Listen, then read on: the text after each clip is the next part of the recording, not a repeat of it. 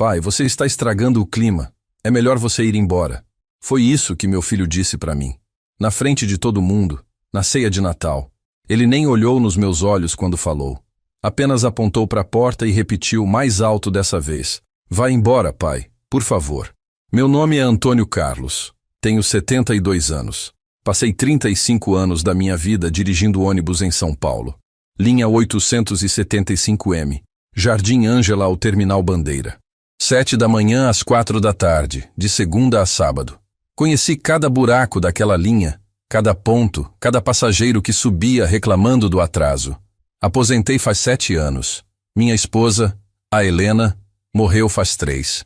E meu filho Ricardo, que eu criei, que eu sustentei, que eu paguei faculdade particular, acabou de me expulsar da casa dele na noite de Natal. Antes de continuar essa história, gostaria de agradecer esse canal pela oportunidade de me deixar contar o que aconteceu. E peço a você que está me ouvindo agora, se inscreva no canal, comente a cidade de onde você está nos assistindo. Todos os dias tem uma história nova, e essa aqui, garanto, você vai querer ouvir até o final. Eu tinha chegado na casa do Ricardo às 7 da noite.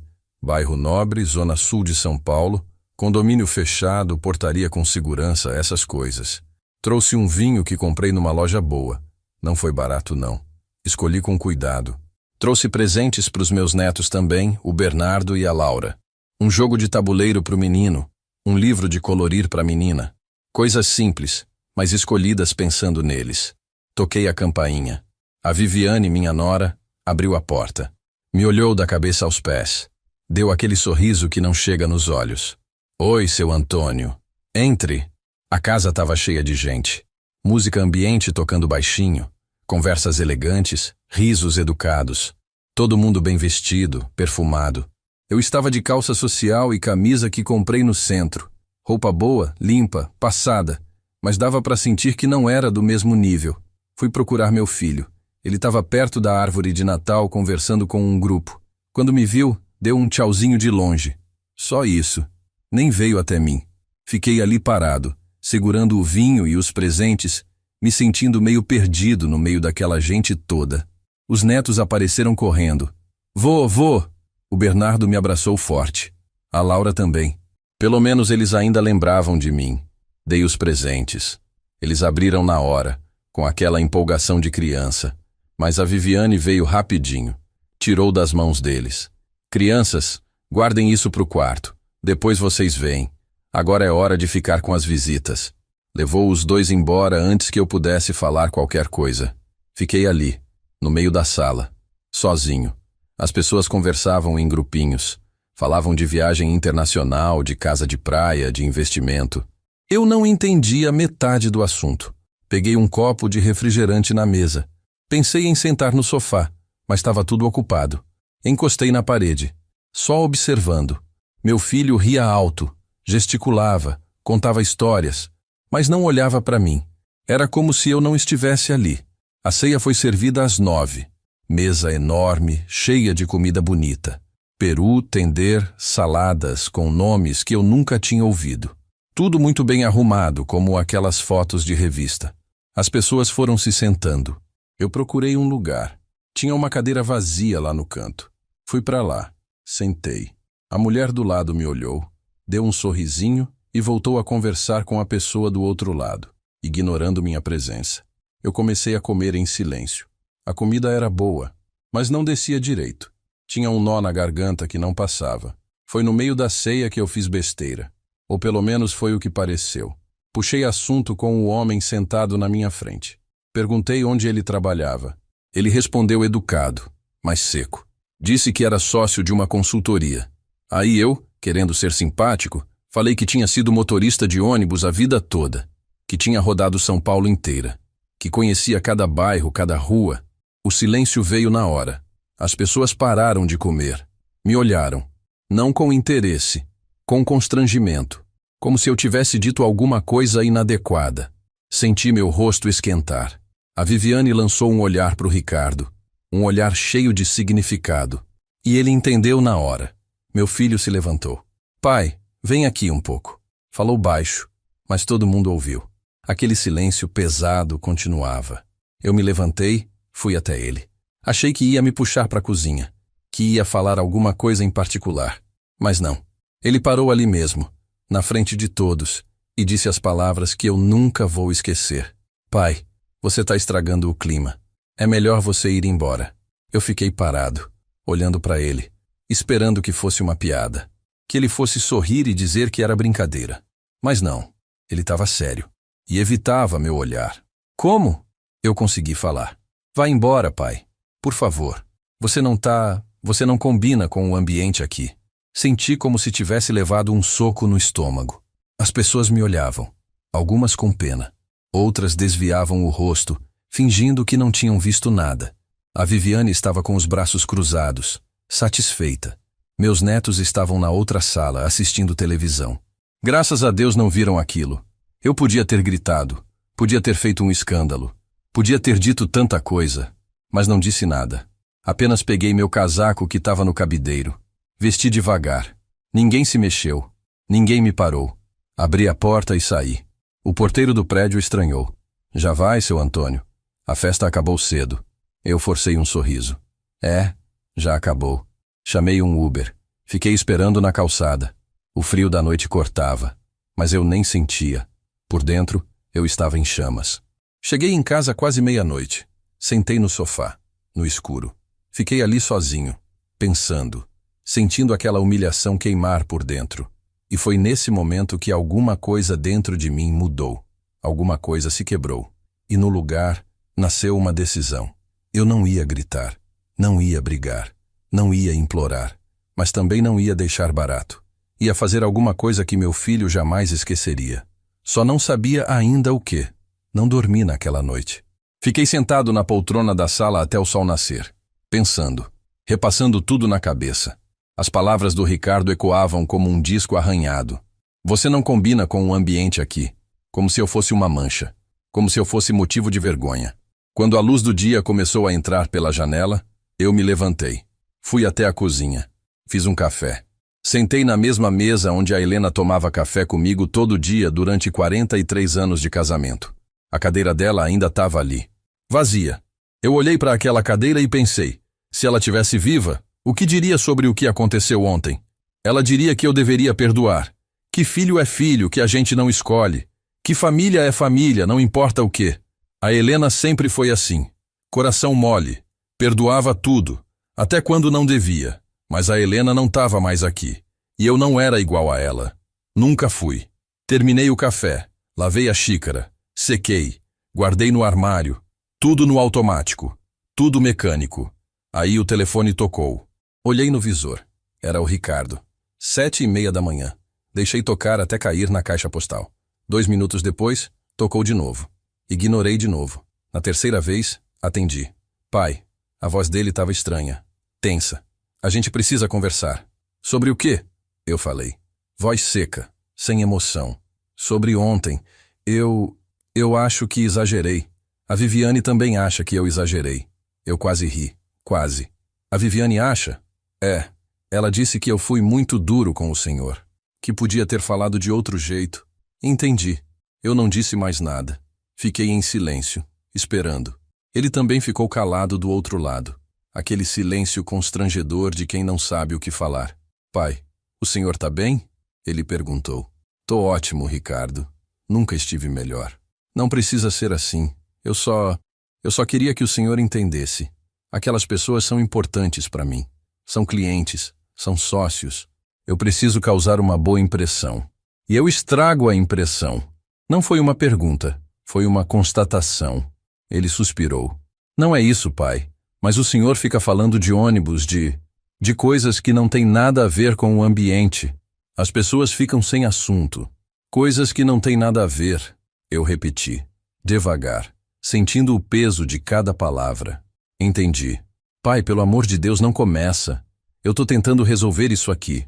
Não precisa resolver nada, Ricardo. Tá tudo resolvido. Como assim? Você deixou bem claro ontem o que pensa de mim. Tá tudo entendido. Pai, escuta. Eu desliguei. Não queria ouvir mais nada. Coloquei o telefone no silencioso e deixei em cima da mesa. Fui tomar banho. A água quente caindo nas costas ajudava a pensar. E eu precisava pensar com clareza. Quando saí do banho, Vi que tinha mais 5 ligações perdidas do Ricardo e 3 mensagens. Não abri. Não queria ler. Me vesti. Saí de casa. Desci a rua até a padaria da esquina. A mesma padaria onde eu comprava pão todo dia fazia anos. O seu Mário, o dono, me cumprimentou. E aí, seu Antônio? Feliz Natal atrasado. Igualmente, Mário. Como foi a ceia ontem? Foi na casa do seu filho, né? Eu forcei um sorriso. Foi. Tudo tranquilo. Que bom. Os netos devem estar grandão já, né? Tão sim. Crescendo rápido. Comprei pão. Voltei para casa. Sentei na sala. Liguei a televisão, mas não estava prestando atenção. Minha cabeça estava longe. Estava voltando no tempo. Pro dia que o Ricardo nasceu. Pro dia que segurei ele no colo pela primeira vez. Tão pequeno. Tão frágil. Eu jurei naquele dia que ia dar tudo por aquele menino. E dei mesmo. Trabalhei que nem condenado. Pegava o ônibus às 5:30 da manhã. Dirigia o dia inteiro. Gente entrando, gente saindo. Gente reclamando, gente xingando. Trânsito, calor, cansaço. Voltava para casa às 5 da tarde. Morto. Mas ainda arrumava energia para brincar com ele. Para ajudar na lição. Para estar presente. A Helena costurava para fora. Fazia roupa sob encomenda. Ficava até tarde na máquina. A gente juntava centavo por centavo, porque a gente queria que o Ricardo estudasse. Queria que ele tivesse uma vida melhor que a nossa. E ele teve. Estudou em escola particular. Fez cursinho. Passou em arquitetura numa universidade federal. A gente chorou de alegria quando viu o nome dele na lista. Ele se formou. Arrumou emprego num escritório bom. Aí conheceu a Viviane, filha de empresário, família com dinheiro. No começo eu achei que era coisa boa. Achei que ela ia fazer bem para ele. Mas não demorou para eu perceber que alguma coisa estava mudando.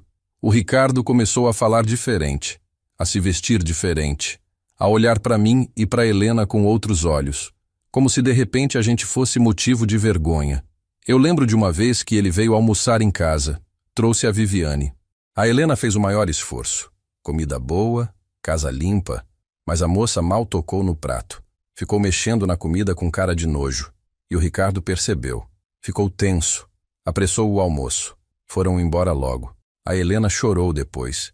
Disse que a gente não era boa o suficiente. Eu abracei ela. Disse que era impressão. Mas no fundo, eu sabia que não era. O telefone tocou de novo. Olhei. Ricardo outra vez. Dessa vez eu atendi.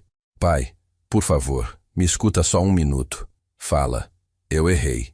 Eu sei que errei, mas eu quero consertar. Venha almoçar aqui domingo. Só eu, o senhor e as crianças. Sem a Viviane, sem ninguém. A gente conversa direito. Eu fiquei em silêncio, pensando.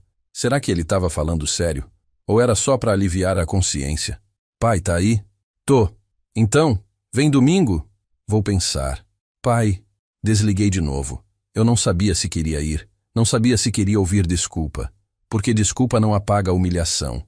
Desculpa não tira a dor. E eu estava com muita dor. Uma dor que vinha lá de dentro, do fundo do peito. Daquele lugar onde a gente guarda as coisas que dói demais para falar. Levantei. Fui até o quarto. Abri o guarda-roupa. Lá no alto, numa prateleira, tinha uma caixa velha, de papelão, cheia de coisas que eu guardava fazia anos. Peguei a caixa. Coloquei na cama. Abri. Dentro tinha fotos. Muitas fotos. Eu e a Helena no dia do casamento. O Ricardo bebê. O Ricardo criança. O Ricardo na formatura. Tinha recibos também. De mensalidade de escola. De cursinho. De material escolar. Eu guardava tudo. Não sei porquê. Acho que para não esquecer. Para lembrar do quanto a gente batalhou. Peguei uma foto. Era do aniversário de 7 anos do Ricardo. Ele estava com um bolo na frente, soprando as velhinhas. Eu estava do lado, com a mão no ombro dele, sorrindo. A Helena do outro lado, também sorrindo. A gente era feliz naquele dia. A gente era uma família. Olhei para aquela foto e pensei, onde foi que deu errado? Em que momento eu deixei de ser importante para ele? Em que momento eu virei um estorvo? Guardei a foto de volta. Fechei a caixa. Mas não coloquei de volta no armário. Deixei ali na cama. Porque alguma coisa dentro de mim dizia que eu ia precisar daquilo. Que aquelas coisas todas iam fazer sentido em breve. Eu só não sabia ainda como. Não fui no almoço de domingo, nem liguei avisando. Simplesmente não fui. O Ricardo me ligou umas 10 vezes, mandou mensagem. Eu não respondi nenhuma. Deixei ele esperando. Deixei ele sentir um pouquinho do que eu senti naquela noite de Natal. Segunda-feira, acordei cedo. Mesmo aposentado, meu corpo ainda acordava no horário de sempre. 5:30 da manhã. Costume de 35 anos não some assim. Tomei café. Saí para caminhar. Era uma coisa que eu tinha começado a fazer depois que a Helena morreu. Caminhar ajudava a clarear a cabeça. Fui até a praça perto de casa. Tinha uns velhos jogando dominó debaixo da árvore. Me chamaram para jogar. Sentei com eles. O seu Geraldo, o seu Valdir, o seu Chico, tudo gente da minha idade. Aposentados também. A gente jogava e conversava. Sobre nada e sobre tudo. Sobre futebol, sobre política, sobre o preço das coisas. E aí, Antônio, como foi o Natal? O seu Geraldo perguntou. Foi bom. Eu menti. Passei na casa do meu filho. Que bom, que bom. Família reunida, né? Isso que é importante. Eu balancei a cabeça. Não quis entrar em detalhes. Jogamos mais uma partida. Eu perdi as 3. Não estava conseguindo me concentrar. Minha cabeça estava em outro lugar. Estava pensando no Ricardo. Estava pensando na caixa que deixei em cima da cama. Voltei para casa. O telefone tocou de novo. Ricardo. Dessa vez, atendi. Pai, finalmente. Eu estava preocupado. Por que o senhor não veio no almoço? Eu esperei o dia inteiro. Não tive vontade de ir. Como assim não teve vontade? A gente combinou. Você combinou, Ricardo. Eu disse que ia pensar. Pensei. E decidi não ir. Silêncio do outro lado. Dava para ouvir a respiração dele. Pesada. Nervosa. Pai, isso é ridículo. O senhor tá agindo feito criança. Senti a raiva subir. Mas controlei. Ridículo é ser expulso da casa do próprio filho na frente de um monte de estranho. Isso sim é ridículo. Eu já pedi desculpa. Quantas vezes o senhor quer que eu peça? Não quero que peça nenhuma. Desculpa não muda nada. Então, o que o senhor quer? Boa pergunta. O que eu queria? Queria voltar no tempo. Queria que ele fosse de novo aquele menino que me abraçava quando eu chegava do trabalho. Queria que ele me olhasse com admiração, como olhava quando era criança. Mas eu não podia falar isso. Não ia dar esse gosto para ele. Não quero nada, Ricardo. Pode ficar tranquilo. Não vou mais atrapalhar sua vida. Pai, não fala assim. Desliguei. De novo. Eu sabia que estava sendo duro. Sabia que estava magoando ele. Mas ele tinha me magoado primeiro. E de um jeito muito pior. Passei a tarde organizando a casa. Limpando. Arrumando. Precisava manter a cabeça ocupada. Fui guardar umas roupas no armário quando vi a caixa de novo. Ainda em cima da cama. Abri outra vez. Comecei a mexer nas coisas. Tinha um envelope amarelo. Velho. Fechado. Com o nome da Helena escrito à mão. Eu nunca tinha aberto aquele envelope. A Helena tinha me dado poucos dias antes de morrer. Disse, guarda isso. Não abre agora. Abre quando você achar que chegou a hora. Eu perguntei o que era. Ela só sorriu. Aquele sorriso cansado de quem estava lutando contra a doença. Você vai saber quando chegar a hora. Peguei o envelope. Pesei na mão. Será que era a hora? Pensei em abrir. Mas guardei de volta. Ainda não. Alguma coisa me dizia que ainda não era o momento. Continuei mexendo na caixa. Achei um caderno. Velho. Com capa dura azul. Abri. Era um diário. Da Helena. Eu não sabia que ela escrevia diário. Nunca tinha visto aquilo. Comecei a ler. As primeiras páginas eram de quando a gente era jovem. Ela escrevia sobre nosso namoro. Sobre nosso casamento. Sobre quando o Ricardo nasceu. Fui pulando as páginas. Parando em algumas partes. Lendo trechos aqui e ali. Até que cheguei numa parte que me fez parar. Era de uns 5 anos atrás. Logo depois que o Ricardo casou com a Viviane. Hoje o Antônio chegou em casa cabisbaixo. Perguntei o que tinha acontecido. Ele disse que nada. Mas eu conheço meu marido. Alguma coisa tinha acontecido. Insisti. Ele contou que tinha ido visitar o Ricardo no apartamento novo. Disse que a Viviane mal falou com ele. Que o Ricardo estava diferente. Frio. Distante. O Antônio estava com os olhos marejados quando contou. Tentei consolar. Disse que era fase. Que o Ricardo estava se adaptando à vida de casado. Mas eu vi a dor no olho do meu marido. E doeu em mim também. Fechei o caderno. Senti um nó na garganta. A Helena sabia. Ela sempre soube. Sabia que o Ricardo estava se afastando. Sabia que eu estava sofrendo com isso. E mesmo assim, ela tentava me consolar. Tentava me dar esperança. Continuei lendo, mais páginas, mais relatos. A Helena escrevia sobre tudo, sobre as vezes que o Ricardo cancelava almoço, sobre as vezes que a gente era deixado de lado, sobre como ela percebia meu sofrimento e sobre como ela mesma sofria em silêncio. Tinha uma parte que ela escreveu uns meses antes de descobrir a doença. O Antônio não fala, mas eu sei que ele se sente um estorvo na vida do Ricardo. Percebi isso quando a gente foi no aniversário do Bernardo. Ficamos só 1 hora. O Ricardo mal conversou com a gente. A Viviane nos colocou numa mesa separada, longe dos outros convidados, como se a gente fosse motivo de vergonha. Vi o Antônio olhando para o filho de longe, com aquela cara de quem perdeu alguma coisa muito importante. Meu coração partiu. Larguei o caderno, me levantei, fui até a cozinha, peguei um copo de água, bebi devagar, tentando processar tudo aquilo. A Helena tinha visto tudo, tinha sentido tudo, e nunca me disse nada. Guardou tudo para ela, porque era assim que ela era, sempre protegendo todo mundo, sempre sofrendo calada. Voltei para o quarto, peguei o caderno de novo, fui até as últimas páginas, o que ela tinha escrito nos últimos dias de vida. A letra estava tremida, difícil de ler, mas consegui decifrar. Vou partir logo, sinto isso. O corpo está desistindo, e tenho medo, não de morrer, mas de deixar o Antônio sozinho. Ele é forte, mas é sensível, mais do que demonstra, e o Ricardo não vai cuidar dele como devia. Eu sei disso, mas não posso fazer nada. Só posso rezar.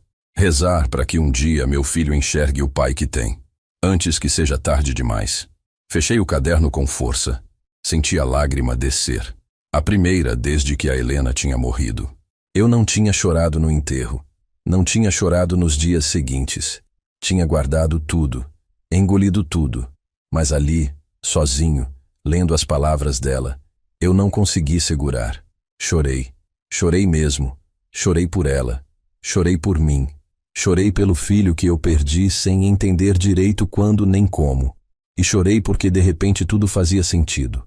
A caixa, o envelope, o caderno. A Helena tinha deixado tudo aquilo para mim por um motivo. Ela sabia que um dia eu ia precisar. Enxuguei as lágrimas. Respirei fundo. Peguei o envelope amarelo de novo. Dessa vez, abri.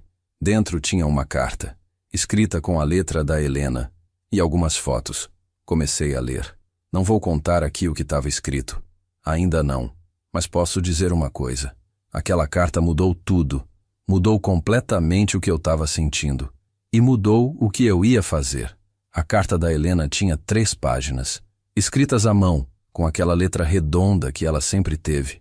Sentei na cama e comecei a ler devagar, saboreando cada palavra, como se ela estivesse ali, falando comigo. Meu amor, se você está lendo isso, é porque eu já parti, e você está passando por alguma coisa difícil. Conheço você. Sei que não abre as coisas antes da hora. Então se abriu esse envelope, é porque precisa. Continuei lendo. Ela falava sobre nossa vida juntos, sobre os momentos bons, sobre como era grato por ter me conhecido, sobre como eu tinha sido um marido dedicado, um pai presente, mesmo com todas as dificuldades. Você sempre se cobrou demais, Antônio. Sempre achou que não era suficiente, que podia ter dado mais para o Ricardo, mas a verdade é que você deu tudo, literalmente tudo, e eu vi, eu sempre vi. Lágrimas desciam enquanto eu lia. A Helena sabia exatamente o que eu sentia.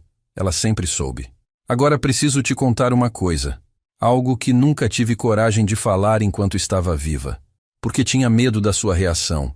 Tinha medo de te magoar ainda mais. Meu coração acelerou. O que ela ia dizer? 3 meses antes de descobrir a doença, o Ricardo me procurou. Veio aqui em casa num dia que você estava trabalhando.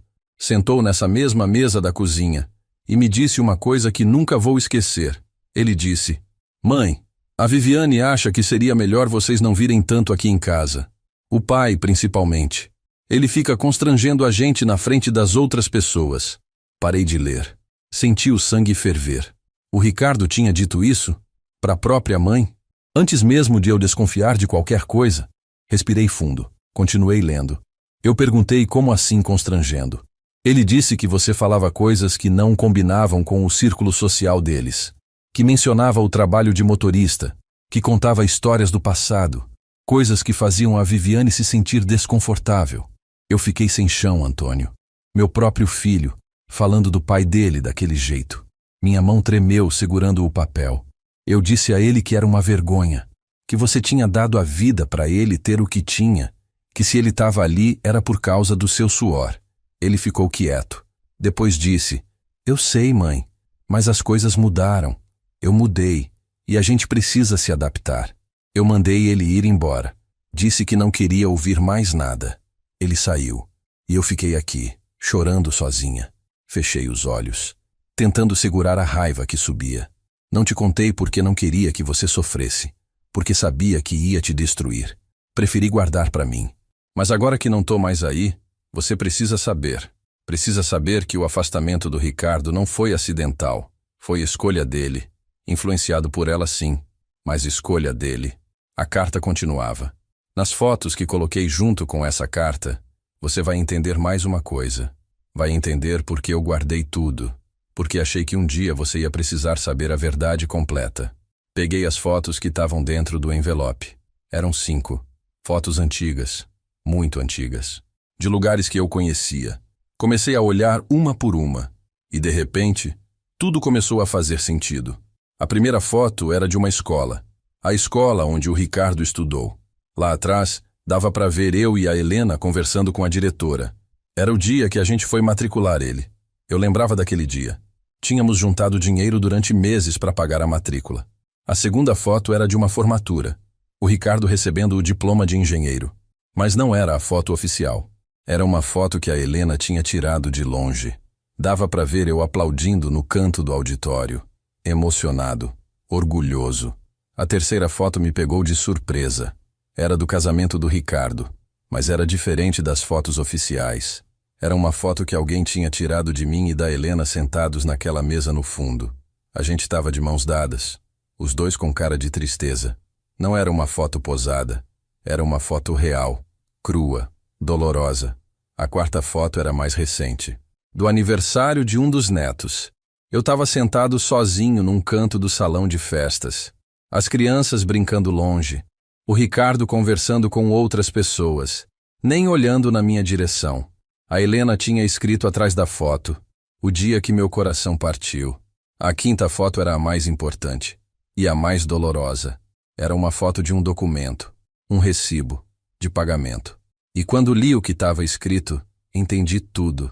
Entendi por que a Helena tinha guardado aquilo. Entendi o que ela queria que eu soubesse. Mas ainda não vou contar o que era aquele recibo. Ainda não chegou a hora. Terminei de ler a carta. As últimas linhas diziam: Antônio, meu amor, você não é perfeito. Ninguém é. Mas você é honrado, é digno e merece respeito. Principalmente do seu próprio filho. Se um dia ele te magoar de um jeito que você não conseguir perdoar, não se sinta culpado. Você não tem obrigação de aceitar tudo. Tem obrigação de se respeitar. E eu, onde quer que eu esteja, vou estar do seu lado. Sempre. Sua Helena. Dobrei a carta com cuidado. Guardei junto com as fotos. Fiquei ali sentado, processando tudo. A raiva que sentia antes tinha se transformado em outra coisa. Em clareza. Em determinação. Peguei o celular. Tinha mais mensagens do Ricardo. Não li. Em vez disso, abri o WhatsApp e escrevi uma mensagem. Curta, direta. Ricardo, a gente precisa conversar. Mas não por telefone. E não na sua casa.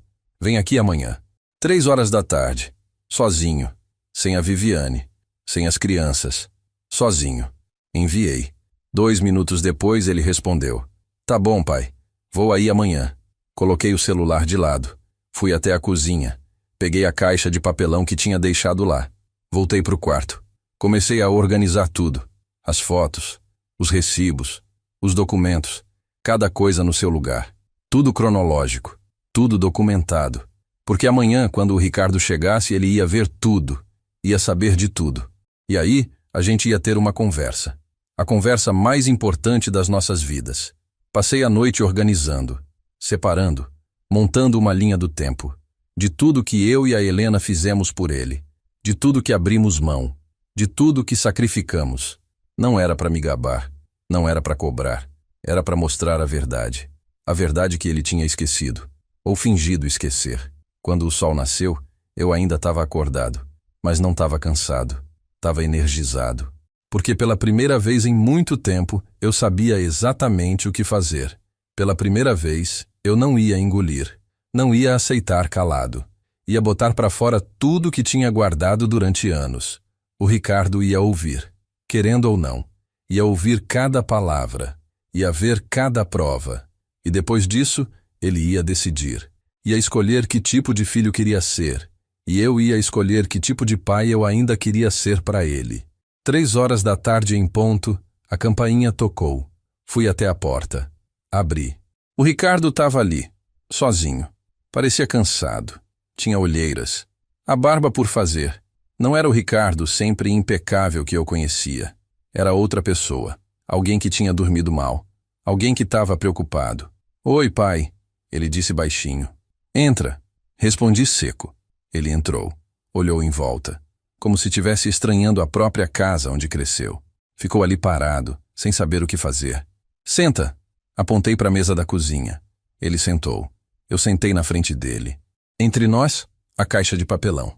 Ele olhou para a caixa, franzindo a testa, confuso. Que é isso? Perguntou. Você vai ver, falei. Mas primeiro, eu quero que você me responda uma coisa. Com sinceridade. Você consegue fazer isso? Ele engoliu seco. Consigo. Por que você me expulsou na noite de Natal? Ele desviou o olhar. Pai, eu já pedi desculpa por isso.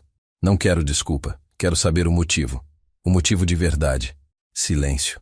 Ele mexia as mãos nervosamente, evitando me olhar nos olhos. Porque você estava constrangendo as pessoas, ele disse finalmente. Constrangendo como? Falando de coisas que não tinham nada a ver com o momento. Coisas como o quê? Como o fato de você ter sido motorista de ônibus, ele disse. E pela primeira vez, olhou nos meus olhos. As pessoas lá elas não se relacionam com isso, pai. Elas não entendem. Não entendem o quê? Que eu trabalhei honestamente a vida inteira. Não é isso. Então o que é, Ricardo?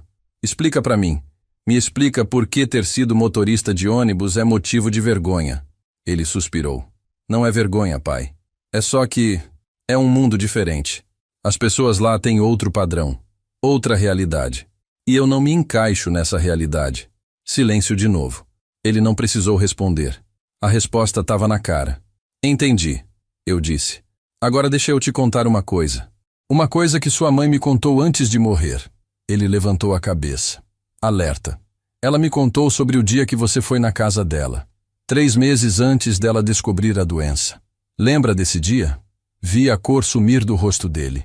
Lembra do que você disse para ela? Que eu estava constrangendo você. Que seria melhor a gente não ir mais na sua casa. Você disse isso para sua própria mãe, Ricardo. Enquanto eu estava trabalhando para me manter ocupado depois de aposentado. Enquanto eu ainda achava que tinha um filho que me respeitava. Pai, Não. Agora você escuta. Falei firme. Você vai escutar tudo. Tudo que eu guardei. Tudo que eu engoli. E você não vai me interromper.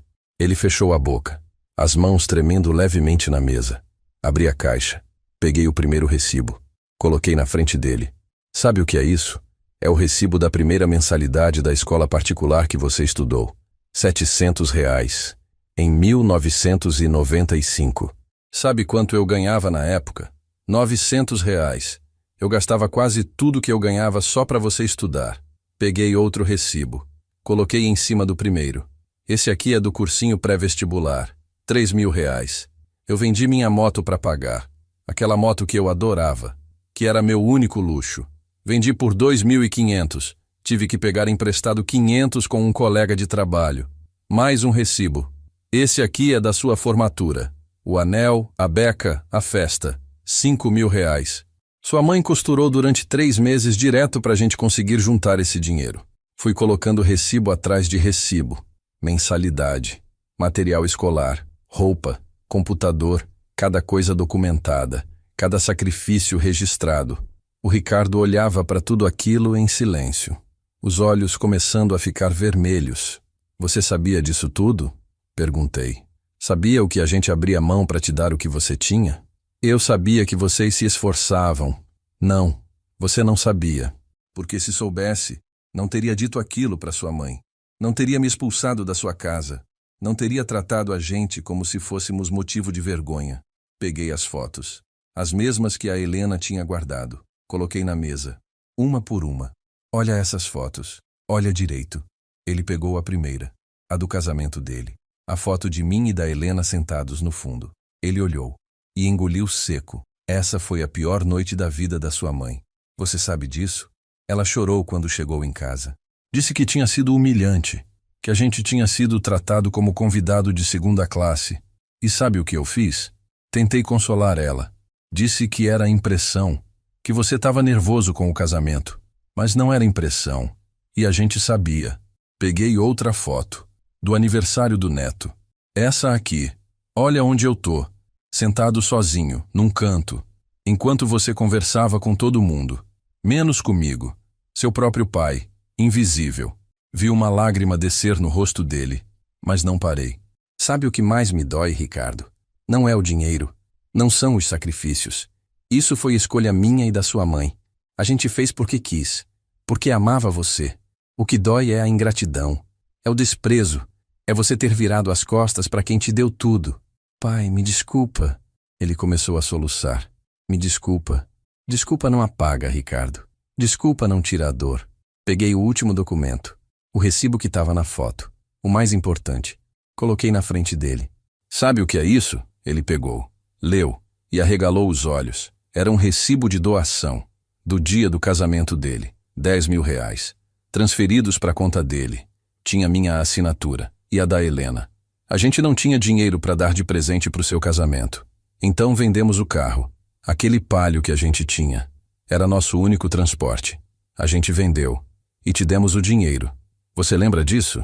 Ele balançou a cabeça, chorando. Você lembra o que disse quando a gente deu? Disse, obrigado, mas não precisava. E guardou o cheque. Nem um abraço. Nem um agradecimento de verdade. Só um não precisava. Eu não sabia que vocês tinham vendido o carro. Ele sussurrou. Não sabia porque não perguntou. Não quis saber. Aceitou e pronto. Juntei todos os papéis, todas as fotos. Coloquei tudo de volta na caixa. Olhei para ele. Eu não vim aqui para te cobrar. Não quero seu dinheiro. Não quero nada material. Mas quero que você saiba de uma coisa. A partir de hoje, eu não vou mais aceitar ser tratado como um estorvo. Sou seu pai. Trabalhei a vida inteira honestamente. E não mereço desprezo. De ninguém. Muito menos de você. Ele chorava copiosamente agora. Tentou segurar minha mão. Eu afastei. Pai, por favor. Você vai ter que decidir, Ricardo. Que tipo de filho você quer ser? Se quer ter um pai na sua vida ou não. Porque eu não vou mais implorar por atenção. Não vou mais aceitar migalhas. Ou você me respeita. Ou você fica com sua vida de aparências e me deixa em paz. Levantei. Peguei a caixa. Levei para o quarto. Quando voltei, ele ainda estava sentado. Chorando. Destruído. Agora você pode ir, eu disse. Ele se levantou cambaleando. Veio na minha direção. Tentou me abraçar. Eu dei um passo para trás. Vai, Ricardo. Ele olhou para mim. Aquele olhar de quem perdeu algo muito importante. E saiu. Fechei a porta.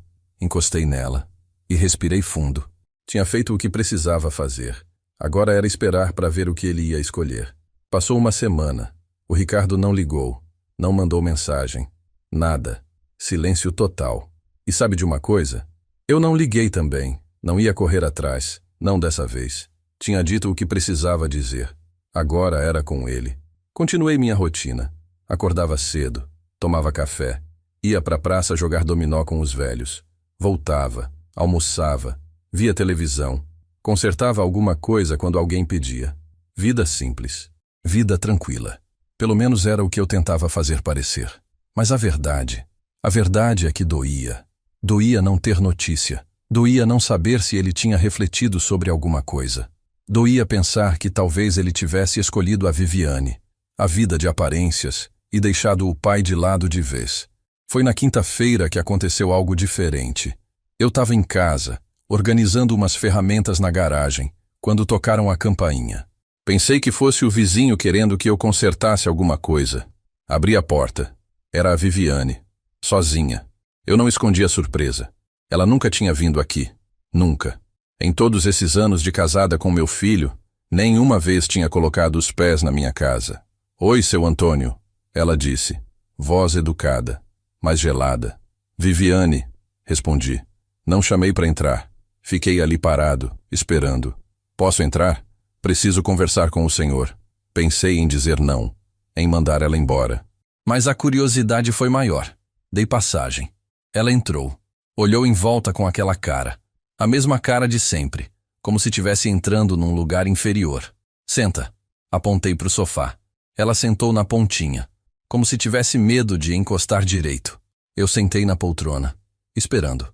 O Ricardo não sabe que eu vim aqui. Ela começou. Imagino. Ele tá diferente desde aquela conversa que vocês tiveram. Tá estranho. Calado. Às vezes eu pego ele chorando escondido. Não respondi nada. Só olhei para ela, esperando ver onde ela queria chegar.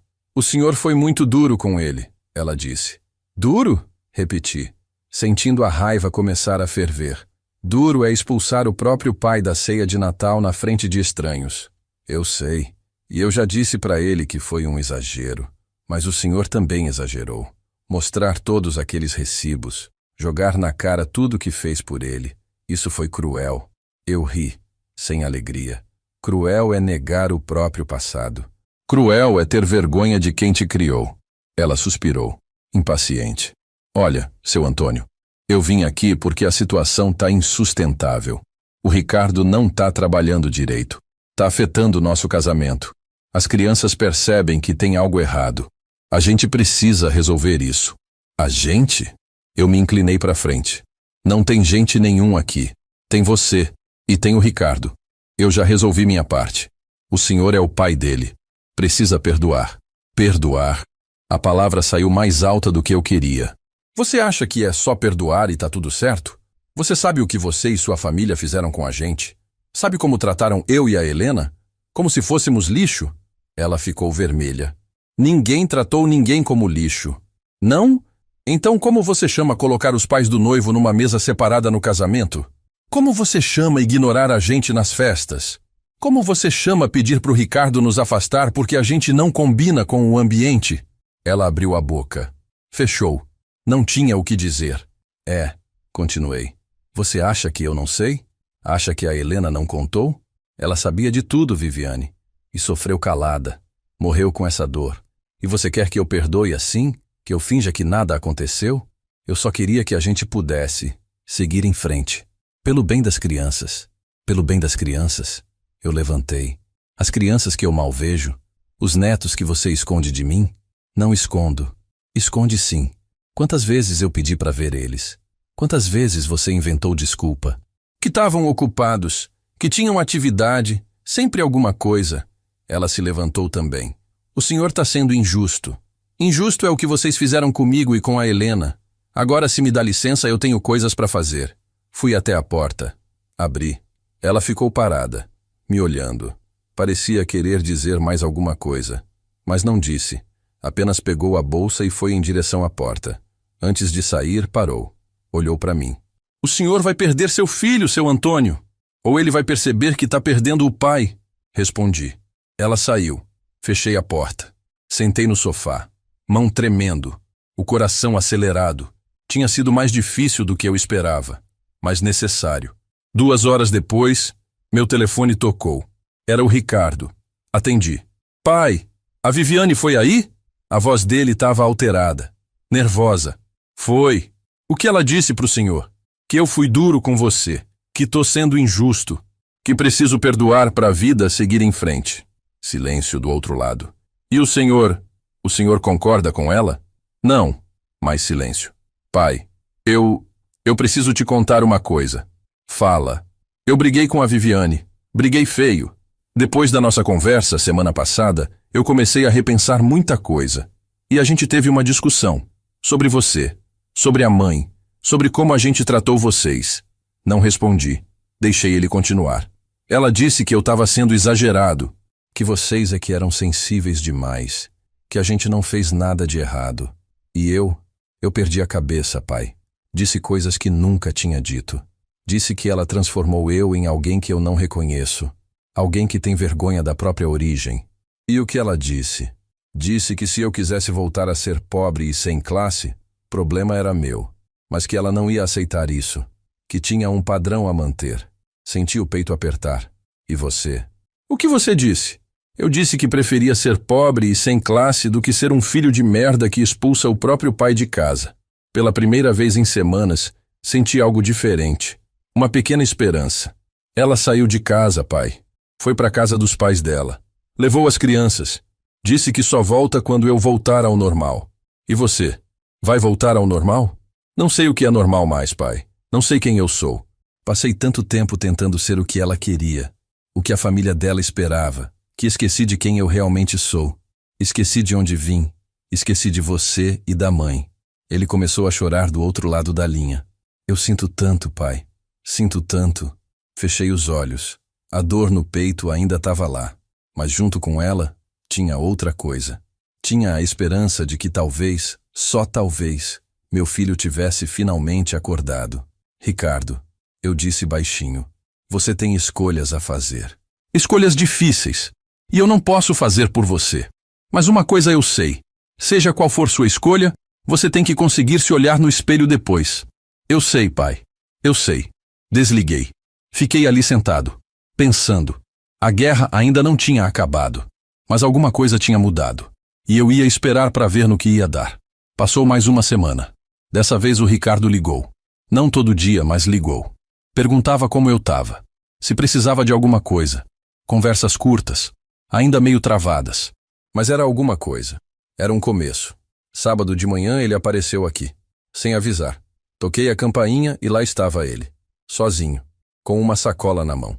Oi, pai. Trouxe pão, daquela padaria boa perto de casa. Quer dizer, perto da minha casa. Olhei para ele. Parecia cansado, mais magro, com a barba mal feita. Dei passagem. Entra. A gente sentou na cozinha. Tomou café em silêncio. Aquele silêncio pesado de quem tem muito a dizer, mas não sabe por onde começar. A Viviane continua na casa dos pais? Perguntei. Continua. Já faz 2 semanas. E as crianças? Tô vendo eles dia sim, dia não. Passo lá, busco para passar a tarde comigo. Mas tá difícil, pai. Eles perguntam por que a mãe não tá em casa. Por que a gente não tá morando junto. E você? Tá sentindo falta dela? Ele ficou mexendo na xícara, pensativo. Sabe que não sei responder isso? Eu pensava que ia sentir. Mas o que eu sinto é alívio. Como se tivesse tirado uma roupa apertada que usei durante anos. Bebi meu café, deixando ele falar. Esses dias eu peguei uma foto antiga, de quando a gente começou a namorar. Olhei para aquela foto e não me reconheci. Eu sorria diferente. Falava diferente. Era outra pessoa. E qual pessoa você quer ser agora? Ele me olhou. Os olhos vermelhos. Não sei, pai. Mas sei que não quero mais ser a pessoa que fui naquela noite de Natal. A gente continuou conversando. Devagar, sem pressa. Pela primeira vez em anos, parecia que estava falando com meu filho de verdade. Não com aquele estranho bem vestido que ele tinha virado. Pai, eu queria te pedir uma coisa. Fala. Você pode me contar como era? Como era quando eu era pequeno? Quando a gente era feliz? Aquilo me pegou de surpresa. Por que você quer saber? Porque eu esqueci, pai. Eu apaguei tanto da minha memória tentando ser outra pessoa que esqueci quem eu era. Quem a gente era. Levantei. Fui até o quarto. Peguei um álbum de fotos. Voltei. Sentei do lado dele. Abri o álbum. Essa aqui. Apontei para uma foto. Você tinha 5 anos. A gente tinha ido no parque. Você caiu do balanço. Ralou o joelho. Chorou tanto que a mãe achou que tinha quebrado. Mas não tinha. Ela limpou, passou mercúrio, botou um band-aid do Batman e você parou de chorar na hora. Ele sorriu. Aquele sorriso pequeno, mas verdadeiro. E essa? Perguntou, apontando para outra foto. Ah, essa foi no seu aniversário de 7 anos. A gente fez a festa aqui em casa. Chamou a molecada do prédio inteiro. Teve bolo, brigadeiro, cachorro-quente. Você ganhou uma bola de presente. Ficou jogando o dia inteiro. Fui virando as páginas, contando histórias. Algumas ele lembrava, a maioria não. E a cada foto, parecia que alguma coisa nele ia se soltando. Como se tivesse lembrando de algo que tinha enterrado fundo. A mãe tá em quase todas as fotos. Ele disse baixinho. Tá. Ela amava tirar foto. Dizia que um dia a gente ia querer lembrar. E ela estava certa. Eu sinto falta dela, pai. Eu também, filho. Todo dia. A gente ficou ali, olhando as fotos, em silêncio. Um silêncio diferente agora. Mais leve, menos pesado. Pai, posso te perguntar uma coisa? Pode. Você me perdoa pelo que eu fiz, pelo que eu disse? Olhei para ele, para os olhos dele. Vi aquele menino de 5 anos que caiu do balanço. Vi aquele garoto de 7 anos feliz com a bola de aniversário. E vi também o homem de 45 anos que tinha se perdido no caminho. Ricardo, perdão não é algo que vem assim de uma hora para outra. A dor tá aqui ainda, tá machucada. Vai levar tempo para cicatrizar. Ele abaixou a cabeça. Eu continuei. Mas eu quero te perdoar. Quero acreditar que você mudou de verdade. Que não foi só da boca para fora. Então vou te dar uma chance.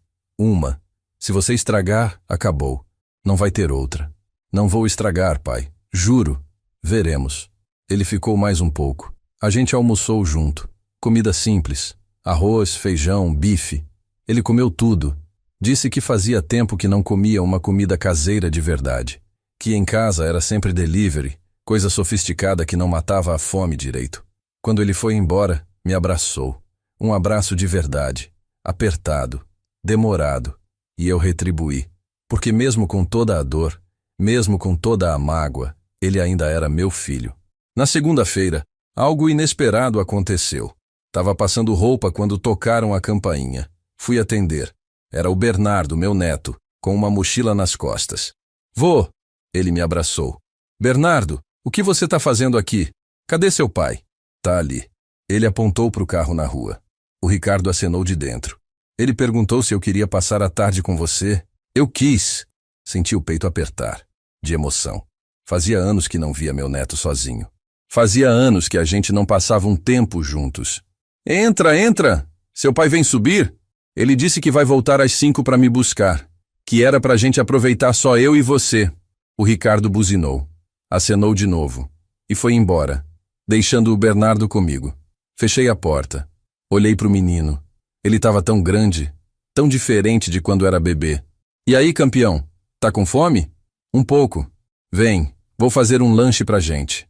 A gente passou a tarde inteira juntos, conversando, vendo desenho na televisão.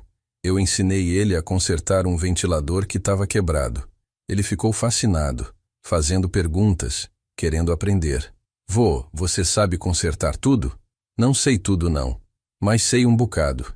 É que antigamente a gente não tinha dinheiro para chamar técnico, então tinha que aprender.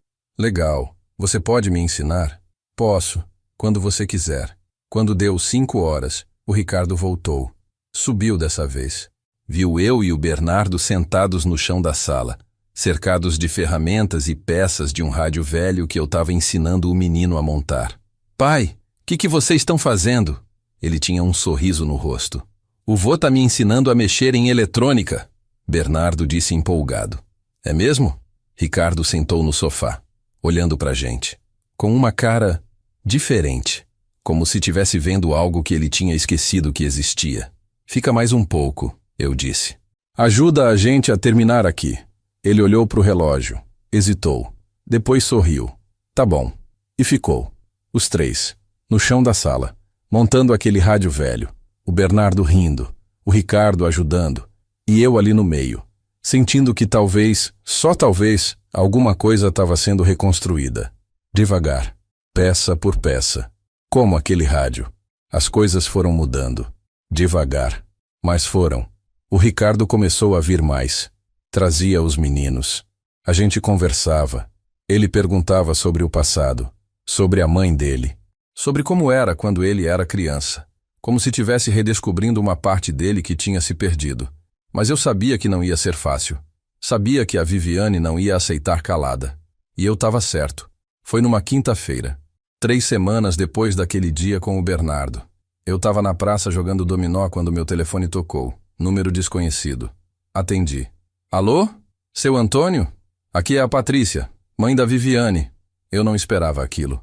A sogra do meu filho. Nunca tinha falado com ela direito. Oi, respondi seco. Preciso conversar com o senhor. Pessoalmente. É sobre o Ricardo e a Viviane. Não tenho nada para conversar sobre isso. Eu sei que o senhor não gosta da gente. Mas isso é sobre o futuro do meu neto e da minha neta. Sobre a família deles. Me dá só meia hora, por favor. Pensei em recusar, mas a curiosidade foi maior. Onde? Tem uma cafeteria perto da sua casa. A Café da Vila. Daqui 1 hora. O senhor pode? Posso. Desliguei. Voltei para o jogo, mas não conseguia me concentrar. O que essa mulher queria comigo? 1 hora depois, eu estava sentado na cafeteria. Ela chegou pontualmente. Mulher alta, bem vestida, daquelas que você vê de longe que tem dinheiro. Sentou na minha frente. Obrigada por vir. Fala logo.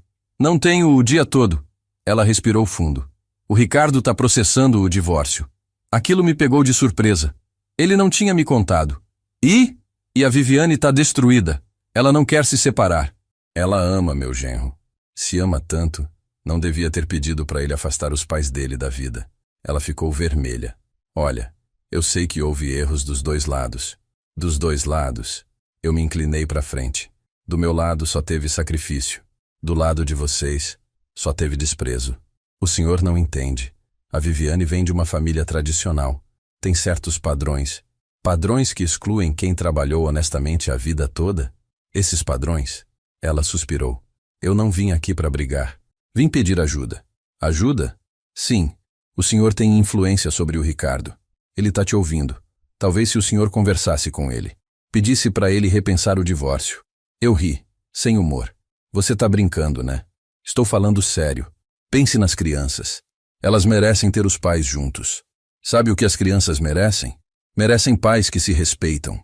E o Ricardo nunca vai se respeitar ficando casado com alguém que o faz ter vergonha de quem ele é. Ninguém fez ele ter vergonha. Fez sim. Sua filha transformou meu filho numa pessoa que eu não reconheço. Numa pessoa que expulsa o próprio pai de casa. E agora que ele está finalmente acordando, você quer que eu convença ele a voltar para esse pesadelo? Ela bateu a mão na mesa. Chamou a atenção das outras pessoas. Baixou a voz. O senhor está destruindo o casamento da minha filha. Não. Quem destruiu foi ela mesma. E você. E essa família de aparências que vocês construíram. Levantei. Peguei minha carteira. Deixei uma nota na mesa. Eu não vou ajudar vocês. Não vou convencer o Ricardo de nada.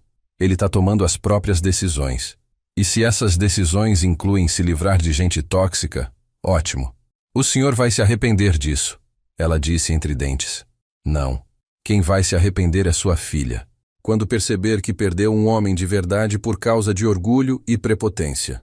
Saí da cafeteria, o coração acelerado, as mãos tremendo, mas firme na minha decisão.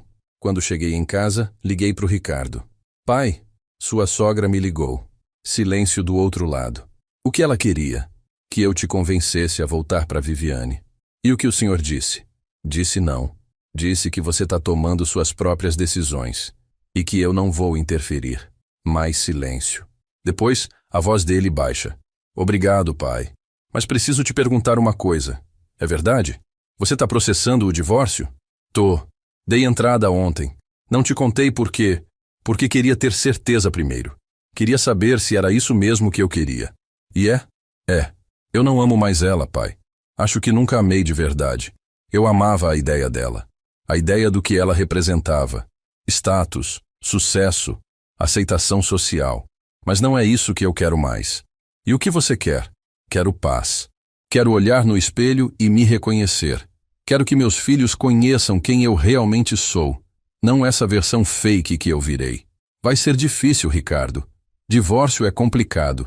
Principalmente com filhos no meio. Eu sei. Mas vai ser mais difícil continuar vivendo uma mentira. Quando desliguei, sentei no sofá. Pensando em tudo. Será que tinha feito a coisa certa? Será que devia ter tentado apaziguar? Fazer ele repensar? Não. Eu tinha feito o certo. Pela primeira vez em anos, meu filho estava sendo honesto consigo mesmo. E eu não ia ser responsável por empurrar ele de volta para a jaula. No sábado, o Ricardo apareceu aqui. Dessa vez com os 2 filhos. O Bernardo e a Laura. Oi, vô! Os 2 gritaram juntos. Oi, meus amores, que surpresa! O pai disse que hoje a gente vai passar o dia todo aqui, que o senhor vai ensinar a gente a fazer pipa. Olhei para o Ricardo. Ele sorriu, um sorriso verdadeiro. Pensei que seria legal. Igual você fazia comigo quando eu era pequeno. Senti um nó na garganta. Você lembra? Lembro. Lembro de tudo agora, pai. De tudo que eu tinha tentado esquecer. A gente passou o dia inteiro fazendo pipa, cortando varetas, colando papel de seda, fazendo rabiola com retalho de pano. As crianças adoraram, o Ricardo também. Parecia um menino de novo. No final da tarde fomos para o campinho perto de casa empinar. As pipas subiram, as crianças correram, gritaram, riram. E eu olhei aquela cena e pensei na Helena. Como ela ia gostar de ver aquilo. O filho dela, os netos dela, felizes, de verdade. Ela estaria feliz, né, pai? O Ricardo disse do meu lado, como se tivesse lido meu pensamento. Estaria, muito feliz. Eu sinto muito por ela não estar aqui para ver isso. Para ver eu tentando consertar o que estraguei. Ela tá vendo, filho. Tenho certeza que tá. Ele olhou para mim, os olhos marejados. Eu não vou estragar de novo, pai. Juro. Não vou. Coloquei a mão no ombro dele. Apertei. Eu sei. E pela primeira vez em muito tempo, eu realmente acreditava. 2 meses depois da noite de Natal, eu acordei diferente. Não sei explicar direito, mas tinha uma sensação no peito. Uma sensação boa. Como se alguma coisa tivesse se ajeitado dentro de mim. O Ricardo tinha alugado um apartamento menor, mais simples, longe daquele condomínio de luxo. Dizia que queria recomeçar, que queria viver de acordo com quem ele realmente era. Não com quem tinha fingido ser. Os meninos vinham aqui toda semana. Às vezes passavam o final de semana inteiro.